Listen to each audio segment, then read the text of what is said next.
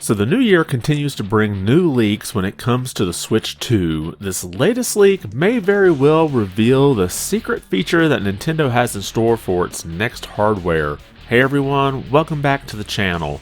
Now Nintendo has always introduced new features when it comes to their hardware. Just for some examples, if you look at the NES, it brought the D-pad, the Super Nintendo brought the shoulder buttons, on the Nintendo 64 we have the analog stick.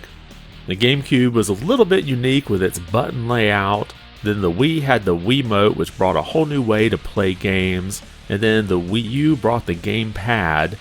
And then with the Switch, we had a true hybrid console handheld. So now that Nintendo has already announced that we will see the Switch successor sometime before the end of March, you may be wondering what new features will be added to this system. So far, many of the leaks that we've seen have felt more like an upgrade than a new feature. We have more memory, a faster SoC, larger screen, and the Joy-Cons appear to attach magnetically rather than that rail system the current Switch uses. Well, thanks to the latest leak from a Chinese forum, we have what may be the system's best kept secret.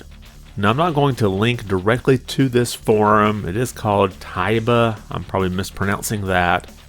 In the past, when some of these forums have been found by Western eyes, they've went and deleted everything, so I'd rather not chance that.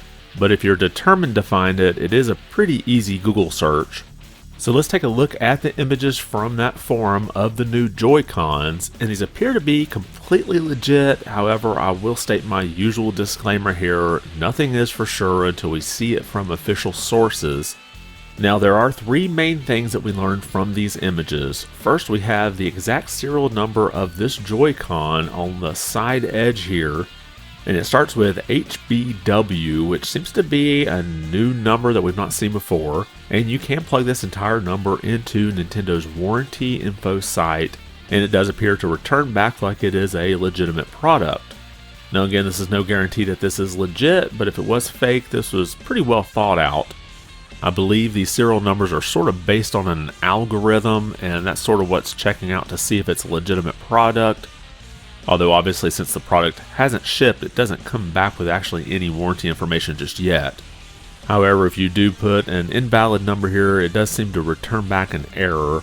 So at the very least, we know that the format of this serial number is correct. Now the second thing we learned here, we have markings on the back of the Joy-Con, and one of those appears to say BEE-A-JCL-V0. Now the BEE part matches previous leaks that we've seen indicating that the Switch 2 and its related products will start with this designation. Now both of those points just sort of lean toward the legitimacy of both of these images. But the most interesting parts come from the side of the Joy-Con here. First, you'll notice that it's colored here, kind of teal. I don't know if maybe that's the right color, but at any rate, that kind of contrasts with the orange that we had seen in what appeared to be a right side Joy-Con with sort of an orange side on it. So it does appear that sort of the attachment part of the Joy-Cons here seem to be colored. And I've also seen speculation that the plus and minus buttons on the Joy-Con may match these, but I haven't seen the face of one just yet to confirm that myself. And as interesting as the color is here, the most important feature here we find, if we zoom in, you can see what looks to be an optical sensor or a photodiode and what appears to be perhaps an LED. Now if this looks familiar to you, it should. Just pick up any computer mouse these days and take a look at the underside. You can see from this random image I picked up on the web here that this seems to match what appears to be inside of the new Switch 2 Joy-Cons. So it appears that the Joy-Cons for the Switch 2 will be able to function as a mouse. Now back to that Chinese forum, you can see here where others have speculated the same thing. Now to me, holding the Joy-Con this way would be kind of awkward. So if this is indeed the purpose of the new feature, I would guess that maybe there might be some type of plastic base that the Joy-Con might be able to attach to. This would give a little bit more stability so when you let go of it, it wouldn't just kind of flop over. However, Nintendo may just mean for you to hold it this way and use it in sort of a temporary state or maybe some long-term gaming. Now, if they don't include some type of base for this to attach to, I could see third parties coming up with one. You just have basically a flat piece, and if there's already a magnet in the Joy-Con, you just need a little strip of metal for it to attach to and be a lot sturdier. Now again, this functionality is all speculation, and I wouldn't put it past Nintendo to come up with some completely different use for an optical sensor or a photodiode. But if the Joy-Con will be able to function as a mouse, you may wonder why. Well, it could be useful on maybe some first-person shooter games like Call of Duty.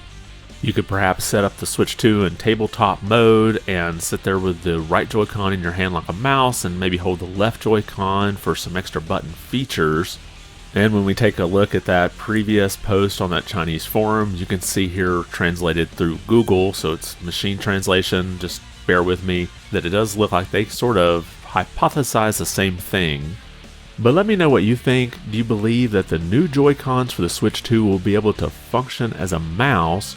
Or do you think Nintendo may have another completely different and maybe even off-the-wall use for an optical sensor? Drop your comments below and let me know your thoughts.